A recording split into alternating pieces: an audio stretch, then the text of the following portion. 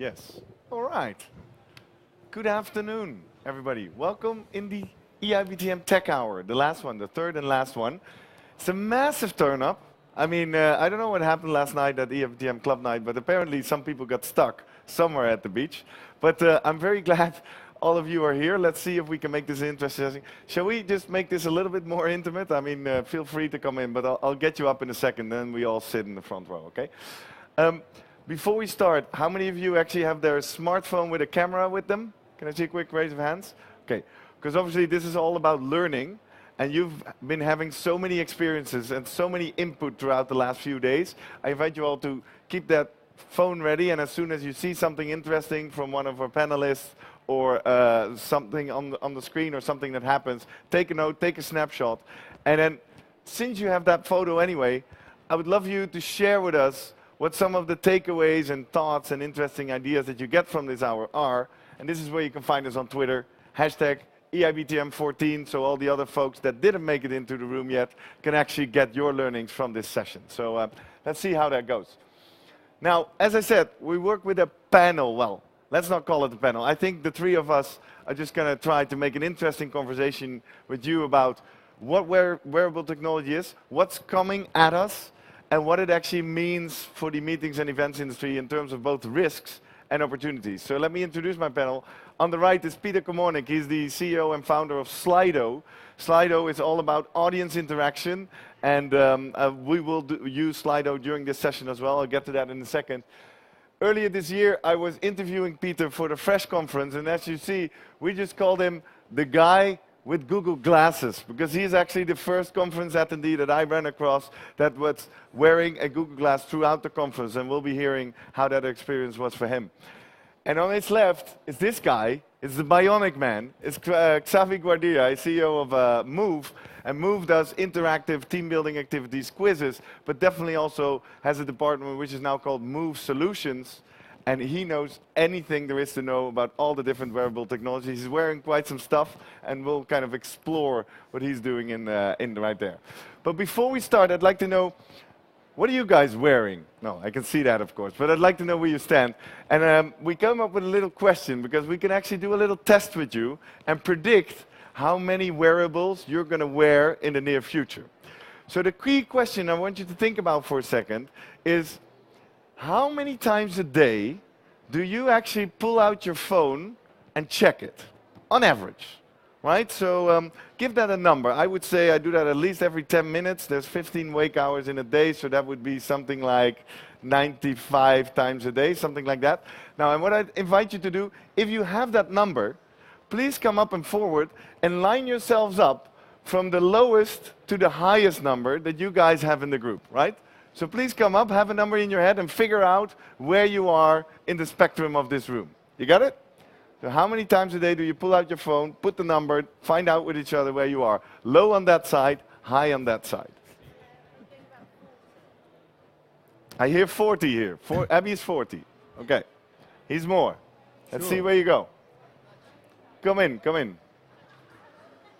That's high, that's low. Should do it like that. Low, high. So this means you actually have to talk to someone, right? Otherwise you can't figure out what their number is.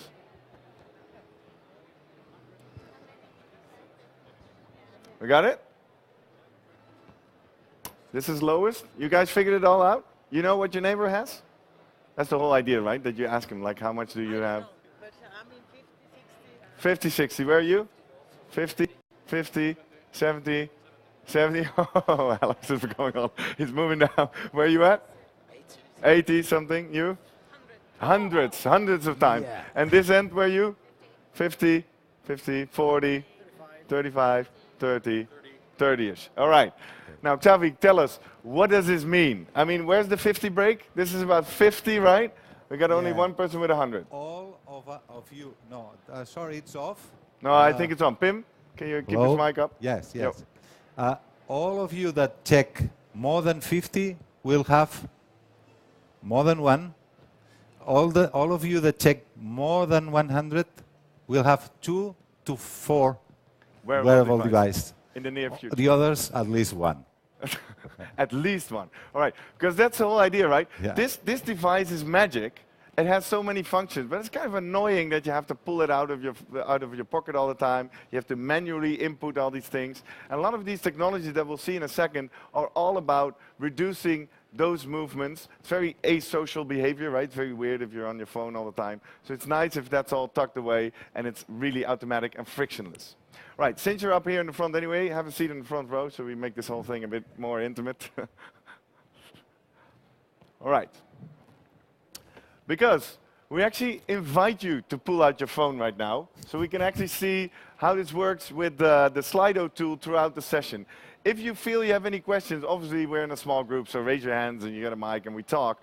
But if you feel more comfortable being the quiet guy in the back, please use your mobile and go to slido.com. It will ask you to input a session code. The session code is actually Wearables. And if you enter that, you can participate in our first poll. We do about 3-4 polls throughout the session. And once you're there, you can also input your questions. Or if you don't want to ask a question yourself, you can upvote questions of others. You're like, ooh, I didn't think of that, but that's a good question. Let's see if we can take the debate in that sentence. So did you all manage to get to slido.com? Enter Wearables, then we can get our first poll. Can we see the first poll up? There it is. First question is, we've listed a couple of devices which you might know or not know. And the question is, which of these are wearables? Let's see how well you are on the definition of a wearable.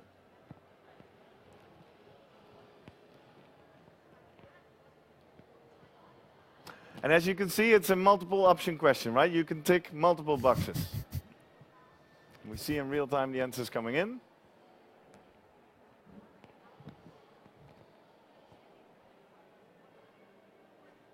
Five votes. Let's see if we can get at least a 10. So it's slido.com, hashtag wearables.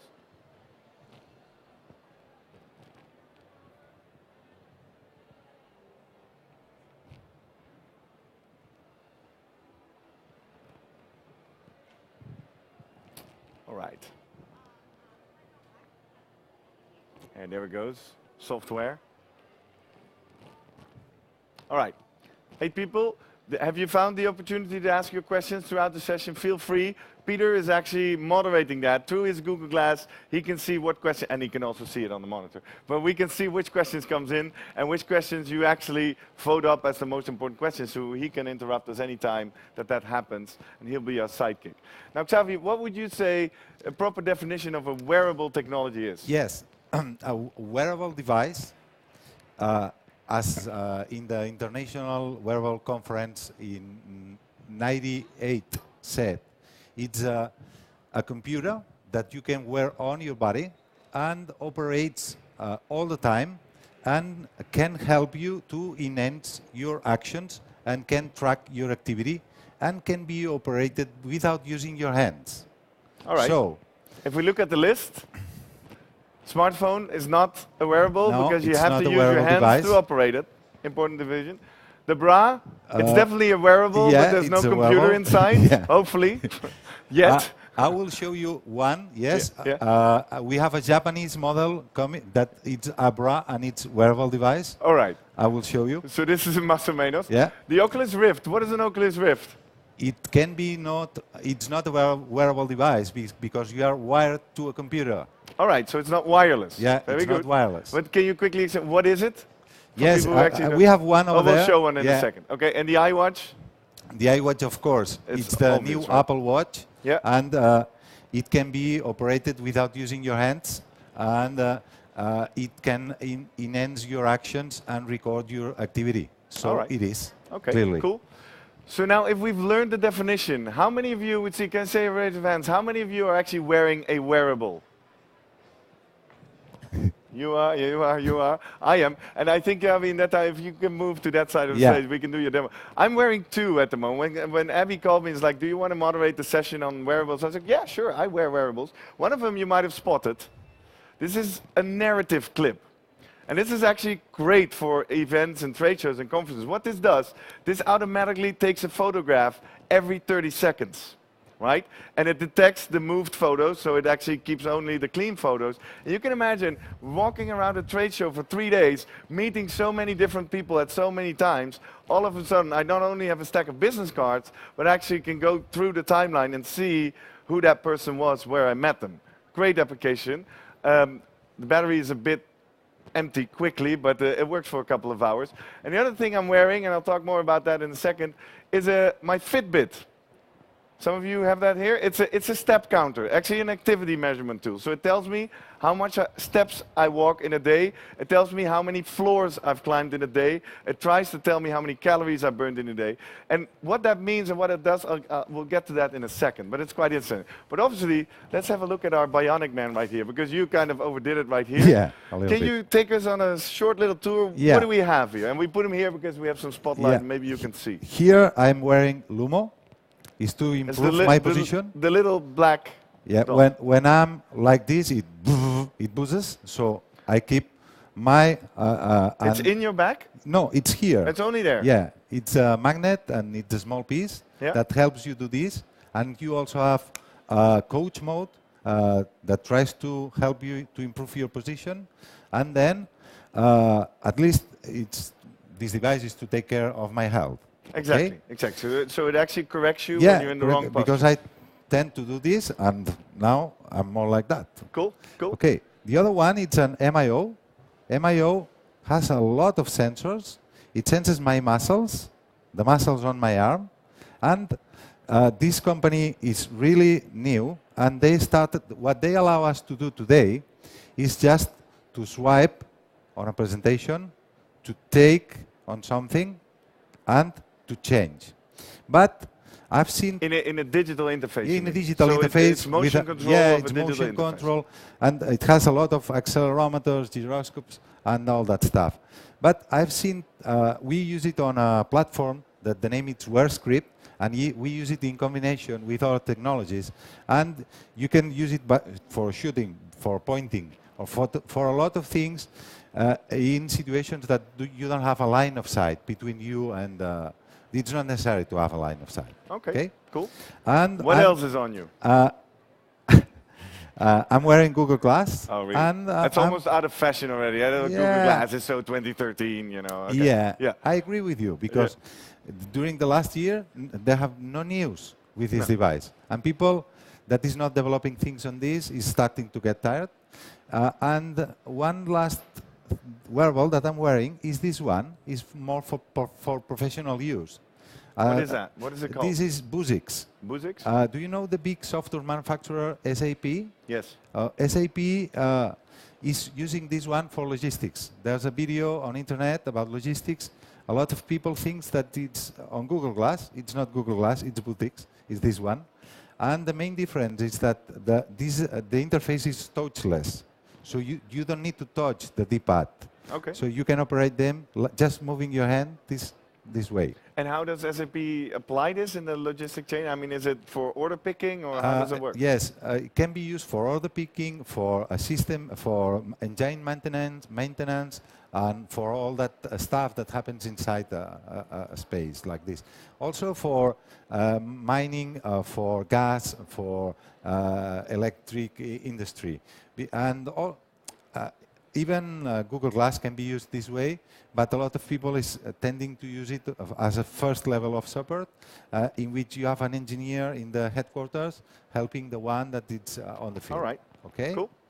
Now that's just what you're wearing. Yeah. But yeah. I understand you're building like a database online Yeah. where you store all this Yeah. stuff. Can you take us along in your browser? Yeah. I will show you a little bit. Can we switch to the browser? Oh, you have to exit the PowerPoint, otherwise you won't get your browser. Yeah. What? Yeah, Yeah. just escape and Go- then go. we go. There it is. Okay. Yeah. Okay. Can you get it up? I'm not on Yeah. screen. No, it's coming. Should be coming. There we go. Still. We're making these guys sweat a bit in the back, Sorry right? about Like, that. we don't only do PowerPoint. We want to show browsers. We want to show videos. Just make them work a bit, right? It's Thursday. Come Okay, on. but still, I can still explain it to you. Let me see if there it are gets the signal in. The number of wearable device nowadays, Komt it's die binnen? more. than Komt die binnen bij jou? 300. We are compiling a database of the most interesting device, Pim, even. and especially the ones that can be used on events. So, Let me check. Go on. I'll fix okay. this for you. And we are not selling them. We are acting just like a watch. We watch all the wearables that are appearing, even campaigns that on Quickstarter, and I will show you some of them. For me, the most interesting nowadays, Lumo is one of the best for me because. There you go. Okay. So. Here you have the list. It's super easy. We started 2 weeks before Eibtm, and we will be working a lot with that. On one side, we have all these lists. All these lists, you can see all the watches, all the bands, and but there are a few less known. This is one example. This is a helmet in which you can use it on field. It has a camera, has a display that can be on your helmet. I like especially these glasses from Aether. These glasses from Aether are a combination of a kind of Google Glass but binocular vision. I see augmented reality and also have a lip so they can detect how I move my hands. And we have one ordered. I expect to receive this January. But we have been playing with the software already. We are creating crazy stuff for these glasses. And I have it here with me, and I can show to you the glasses from Epson. These also are binocular and allow you to see really augmented reality. Some people call Google Glass augmented reality glasses. This is not true because they have to cover all my line of sight. As you can see, my line of sight is free.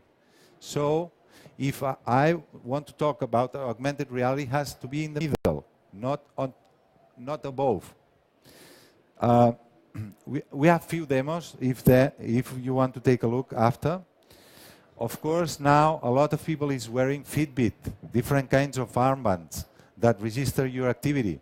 I think that Jerry has really a good point about that, about the activity. I think that this is really good.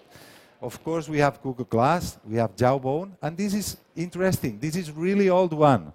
When we get into the fair, the people scans us. It can be solved with optical technology, but still, this is one of the first wearable devices. Is it working? The audio? Yeah? Yeah, okay. It's just you move your finger and you scan the one that you have in front. It's a really old one. These glasses are the best glasses. The Meta 4000, and it's like a Aether, but without wireless. It's like Google Glass with a Kinect or with a lip in a 3D interface that you can move around all the things, 3D, augmented reality. They just went to life. 3 weeks ago. This thing is 3,500. Is that the most expensive thing on the list, or what do you have? Here we have on the list, yes. Yes? Yes, I think that maybe there's one more that it's more expensive. Let me check. Here we can adjust the range. Ah, okay. And see, I think that, yes, the one from Boothix, this one is for military use. It costs around 6,000, and it's a full VGA that allows you to see augmented reality, but in military resolution. All right. The list is not complete, as I said. It's an ongoing task. We also have really interesting news. Let me show just, I think that I have it here, the wearable bra. Oh yeah, let's finish with that one. Yeah, sure. Is this one? Here you are. When this is crazy because when this, I don't know why, but why they create this? When these girls come together, the bra stamping changes. It does can what? change.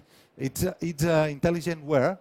that can change the color, the shape, depending on the situation. In this example, the bra changes color when these two girls are together. It's from a big manufacturer. So, all right. I think they should make that for dresses, right? You enter the party and there's someone with exactly the same dress and then it can change color. Isn't that a nice application? Yeah. There we go. Thank you, Jared. Yeah, of course. Thank you very much. And the thing is, of course, Xavi, if I summarize this correctly, we basically see three types of technology, right? Yeah. Is there often a camera involved, capturing stuff? Yeah. There's a display kind of technology that shows you digital information on top of the real world. Yeah. And then we have all the kinds of activity and movement and body trackers, right? Yeah. Is that a good summary? It's a good summary. I will add coaching. Coaching. Yeah. All right. Well, that's a nice bridge because it's fun that all this stuff is out there, and we wanted to give you a peek into the glass bowl.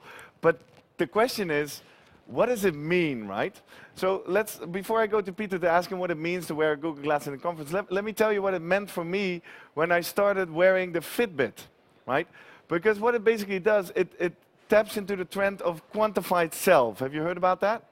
That all of a sudden we have so many sensors around us that we actually start to collect data about our behavior.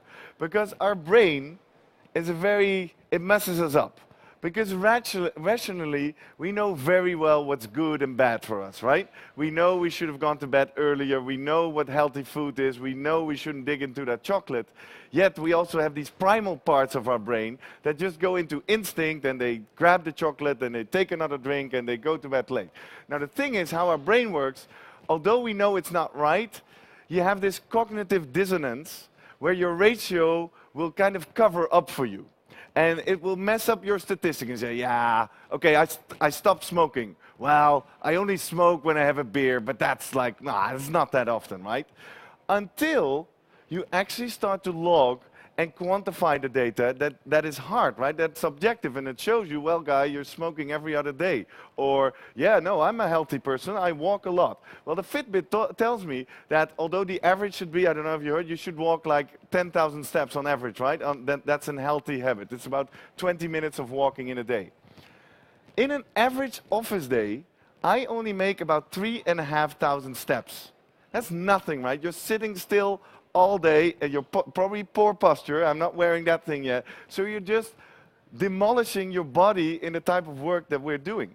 So what it means for my behavior, I actually now consciously, in the afternoon break, go take a walk. You can say, yeah, you can think of that yourself. Yes, of course. But if you're confronted by the data every day and day, it makes it a lot easier to change the behavior. Same thing in the parking lot. I always try to park as close to the door as possible. But now this becomes some kind of gamification thing, right? So now if there's a parking spot further away, I'm okay because, hey, it's extra steps, right? It's good for me. So the whole feedback loop of what you do and the way it acknowledges you and gives you the data actually changes the behavior. Another thing, weight tracking. It's not wearable. I have to do it manually. I have to step on the scale, but it's automatically logged. I have this electronic scale that logs my weight. You know what I came to learn? This conference work of us kind of has these season peaks, right? We have this slow time in the summer, then we have the fall, then around January it slows down again, and then we have the spring. It just showed me visually, I'm not going to put it on the screen, I gain about 3 to 4 kilos over an average 3 months of conferences and meetings that I run. I take very bad care of myself, and you know how that goes. You're on the road, there's all this great food. Actually, there's the 3 kilos, and then over summer I'm like, oh, I should go to the beach, I go work out and all the stuff. 3 kilos are gone. Now, the interesting thing is not making that observation. I mean, we all know that probably, right? If you have a scale, you see that happen. But the thing is, by being confronted with the graph, what happens is now that I see it happen earlier, right? Now, all of a sudden, I'm very conscious when it's April and say, ooh, there's the first kilo. And I can actually break the graph and correct my behavior earlier. That's very powerful. Now, let's go to you, Peter. When you wore the Google Glass throughout the conference, what happened? Hello? Okay, thank you. Actually, thank you, Gerrit. I think what you just described is a very important trend for us to realize because the wearables are almost like our sixth sense, right? This quantified self, or even the Google Glass, they are kind of bringing another context to ourselves that we didn't see or we didn't know about before. And it's kind of similar with the Google Glass, although as Xavi said, there are not that many applications yet. Why I wear the Google Glass at the conference that you mentioned was that because we designed this application for Google Glass, where actually the moderator of an event can have the questions from you guys coming live, and he can kind of integrate those questions live into the discussion. I wanted to know how the moderator will feel after 2 days of wearing this thing on his head for the whole time. Is it going to be kind of cumbersome? Is he going to have headache? Or is he going to be distracted by some things? So that was kind of my ambition. And the experience was very interesting. And I think it's very similar to what you said with the Fitbit, that you don't actually know what's going to happen. And many times you're surprised by how your behavior is changed. The first kind of really big surprise for me was that it was not really the technology that happened, but it was actually the reaction of the people to me. So when I walked into this Fresh conference, many people never seen Google Glass before, so they asked, oh, what is that? It was kind of a very nice conversation starter in Europe. In the US nowadays, if you wear this, in some parts of the US, you have to be a little bit careful, where actually the reaction of the other people can be very different and not very friendly.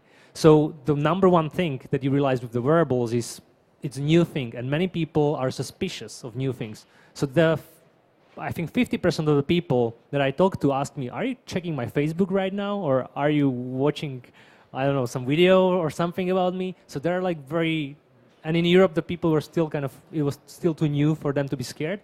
But in the US, some of the reactions were not like very happy when I had the glass on me.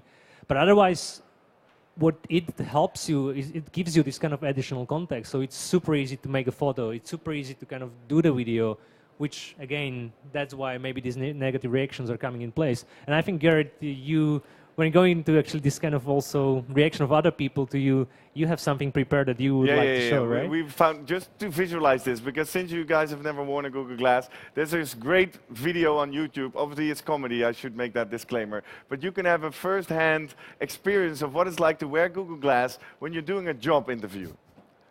Let's see if it's working. He's putting on the glass. It's French, but you still get the message. Ok, merci. Alors, je me présente, je m'appelle Julie Paty, j'ai 28 ans et voici mon CV. Bon, quelles sont vos qualités?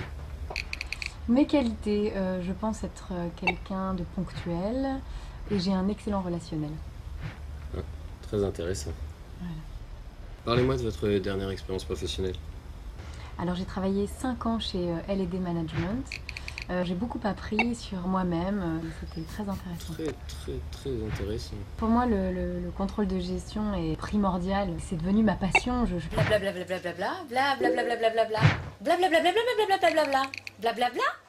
Je parle espagnol aussi. A mí me gusta el chocolate.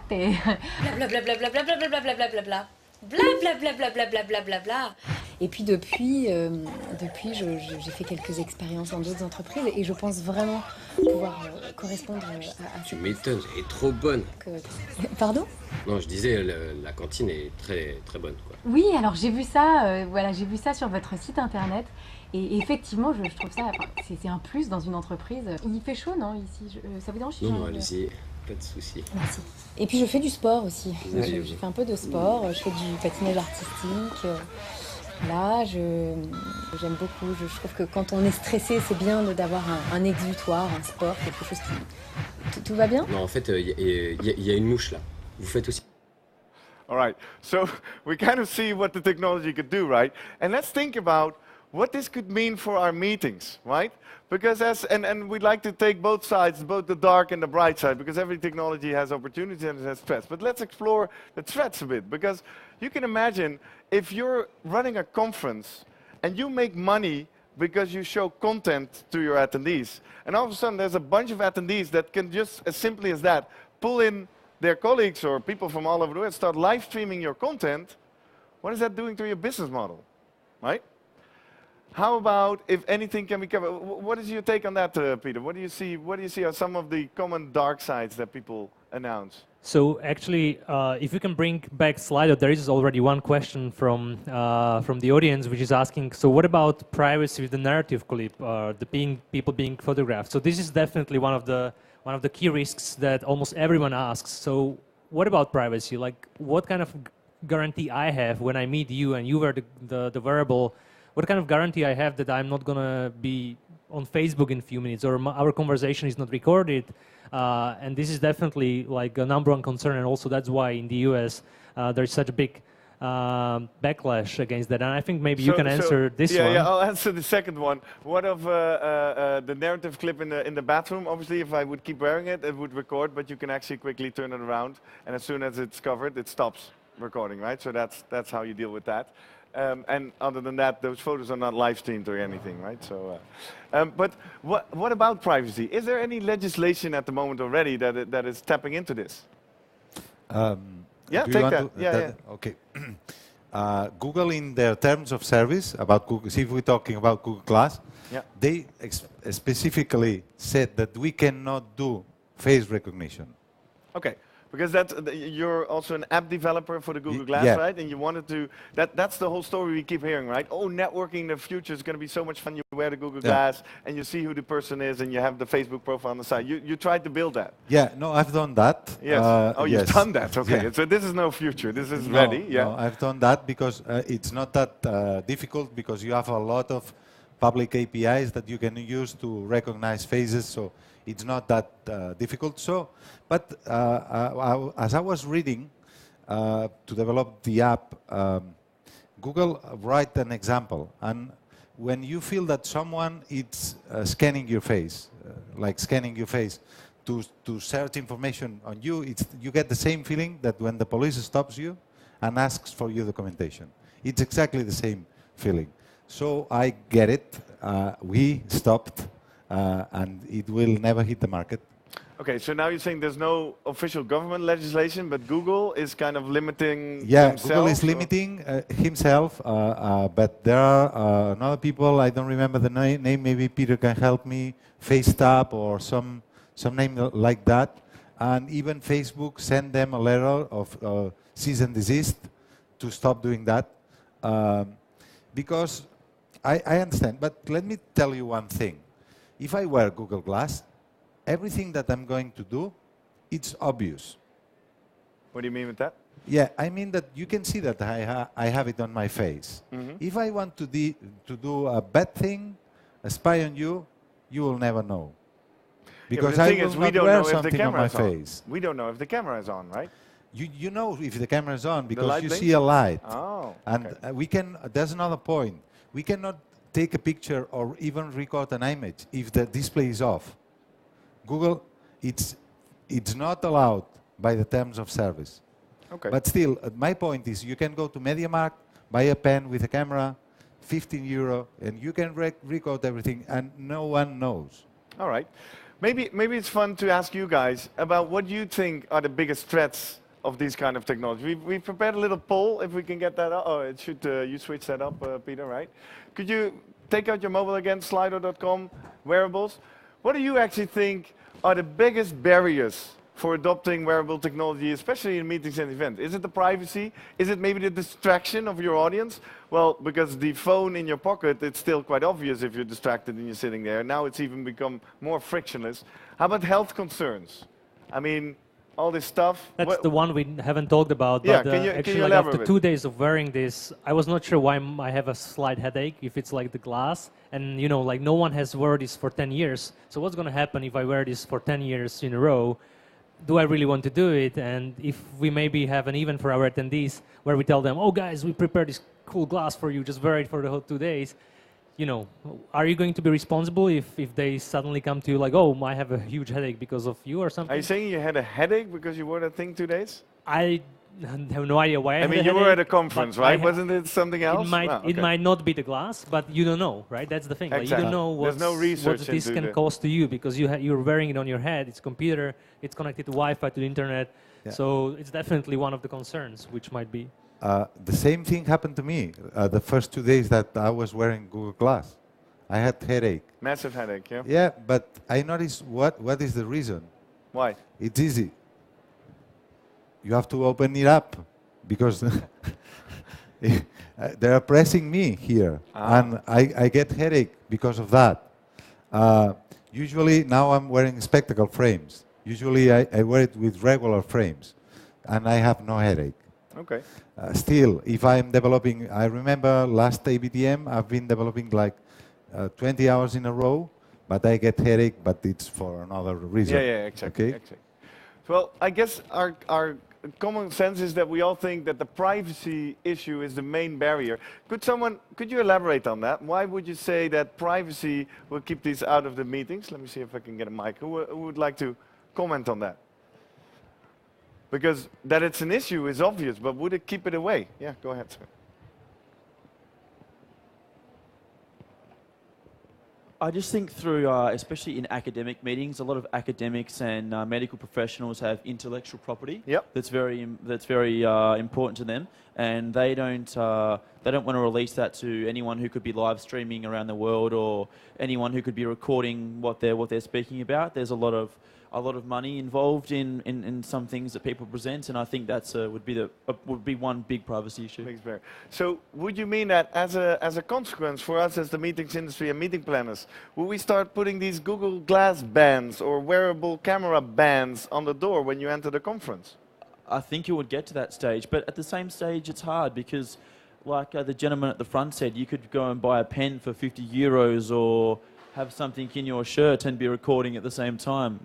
It's hard, but I think when we see that it's so obvious, we feel threatened, and I think that would happen, yeah. All right. What's your take on that, guy? Do you think we should put signs on the door, Google Glass not allowed in this conference? Could be, but I think that humankind moves with the masses.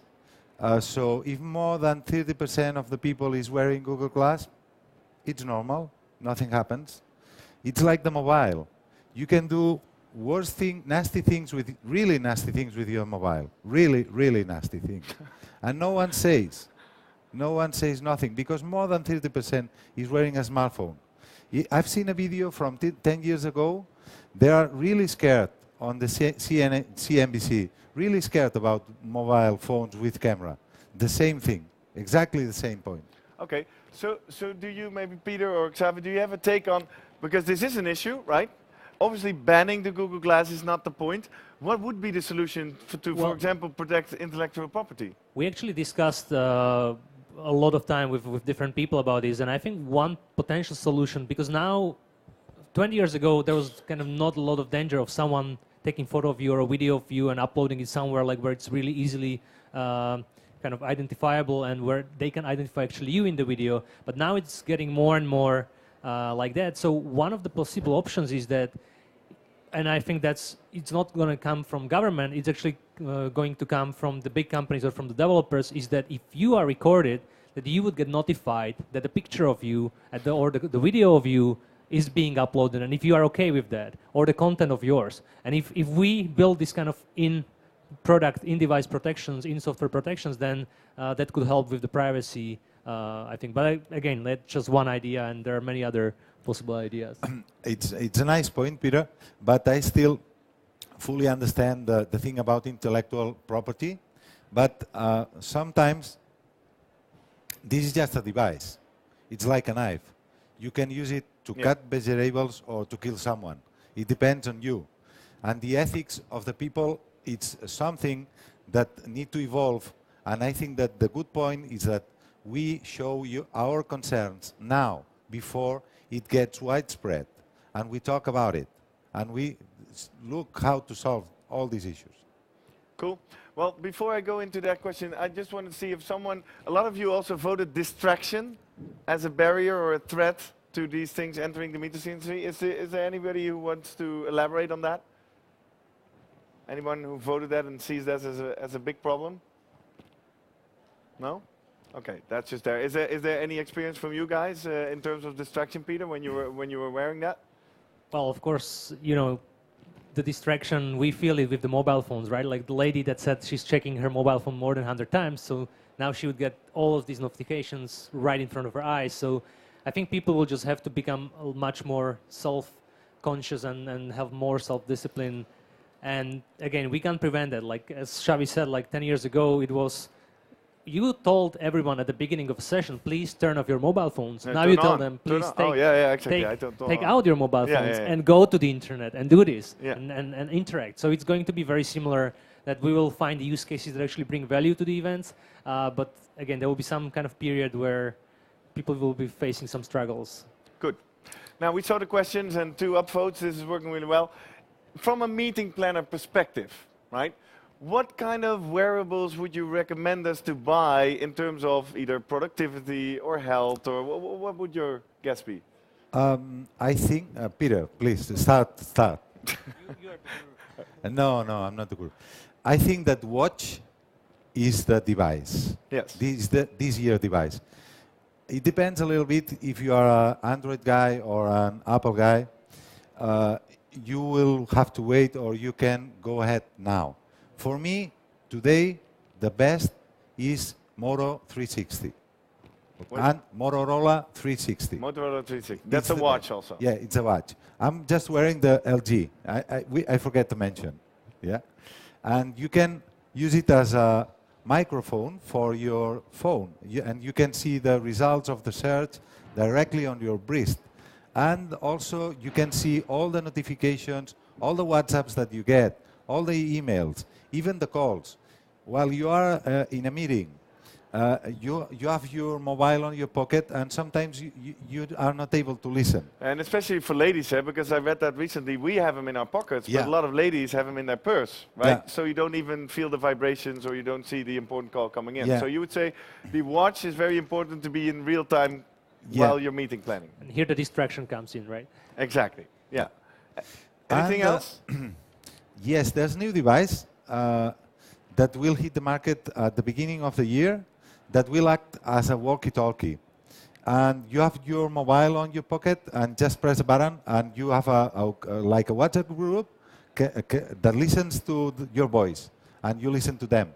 So I think that this is cool if we talk about the production side, not about the Yeah, in the event. real-time production of Yeah. the meeting, that you can Yeah. be in touch with your whole Yeah. crew. Yeah, I would definitely recommend you to get a Fitbit because of two things. First of all, when you're in the office, it actually makes you move more. But the other thing that happens, when you're out here and you eat so poorly and you drink too much, at least you get the pat on your back because you walk like 23,000 steps in a day, right? So it kind of balances out you walking off all the poor food. So definitely get a Fitbit, it's fun.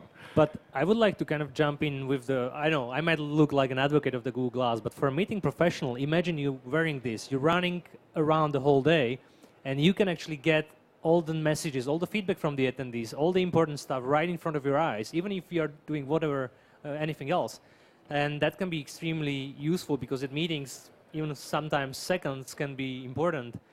So the glass thing, once it gets there, it's not there yet, but once it gets there, once more applications are built for that, can be super useful tool for the meeting professionals, I think. So let's take the bottom question. Why are you wearing the glasses right now?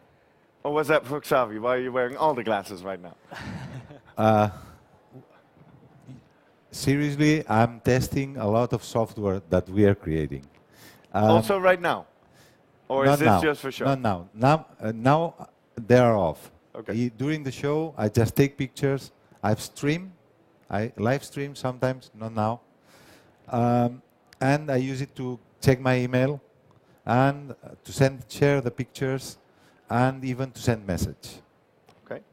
And for you, Peter, is this on now? For me, it's primarily as about like, so we built the application for Slido where you can actually see the questions that are coming through in the glass, and you can kind of easily control them through the glass as well. So especially as Garrett is standing there, if he would have them right now, you know, like he would not have to wear an iPad or something, and he could easily see what you guys want to hear or what you want to answer. So for us, it's more kind of one of the use cases for Slido.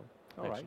And I guess we're moving naturally into the opportunities that these wearables pose for meetings. We've said about team communication, real-time collaboration, quicker messaging. Yeah. What other opportunities do you see in the meetings industry? Do you mind, Jared, if I go show you one thing? Maybe some of the attendees have seen one of the devices that will be breaking. Oh, you don't want to show it on the screen? Yeah, no, Okay, just go directly. ahead. Yeah.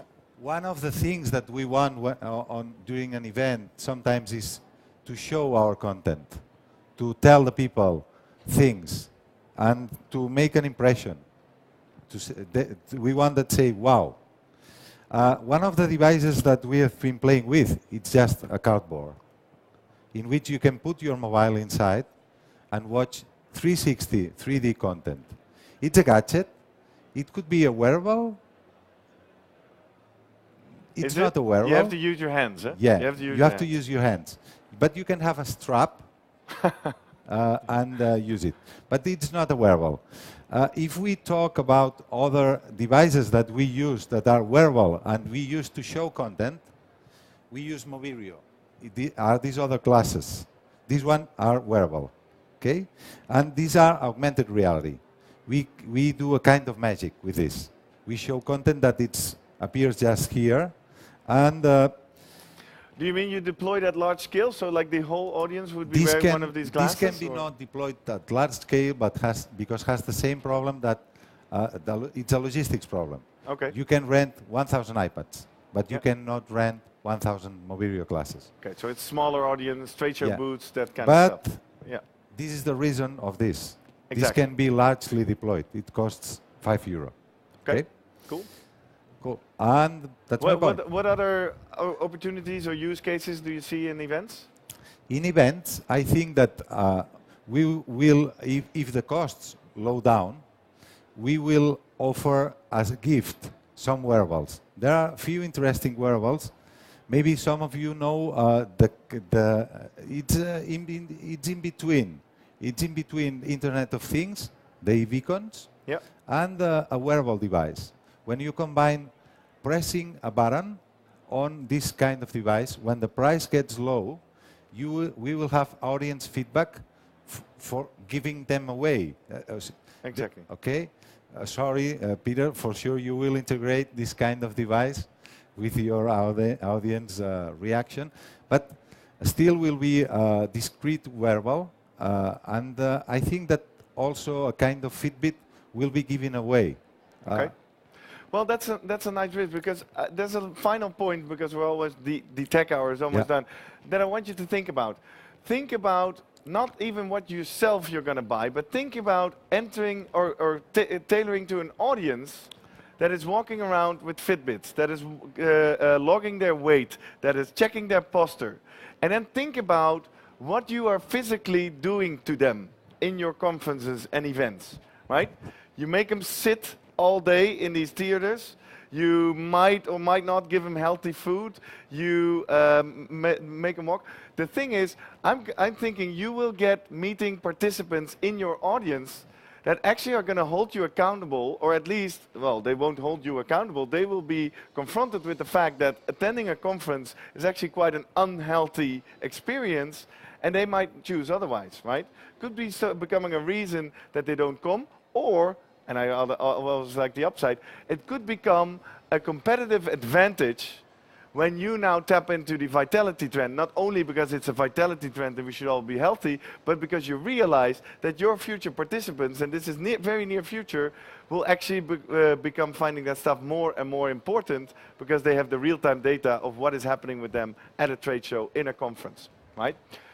Maybe if I can jump into it, what you said is just super important, because you will be not only more conscious about your health, but you will be also much more conscious about where you actually got the real value from the conference. So as you walk around, as you meet people, as you learn new stuff, you'll be able to kind of much better quantify what were really the interesting and valuable moments for you in the conference, and you'll be able to compare the different conferences among each other. Yeah. So it's this. So whole in a way, you will be like the doctors nowadays, right? They are confronted with Dr. Google. All of a sudden, they find people in their offices that know so much more about health because they Googled their sickness. Maybe your meeting participants are going to become wise asses about how you create value for them and where the value is. Now, what we'd like to close off with is a final poll, because we've talked about the upsides and the downsides. We'd like to understand, where do we leave our audience? So if we can switch to the poll.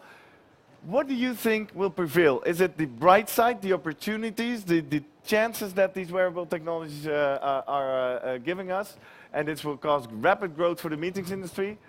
Or will it actually be that there's too many negatives, the privacy thing, the health concerns, and this whole thing will stay away from our industry for a while? What's your take on that?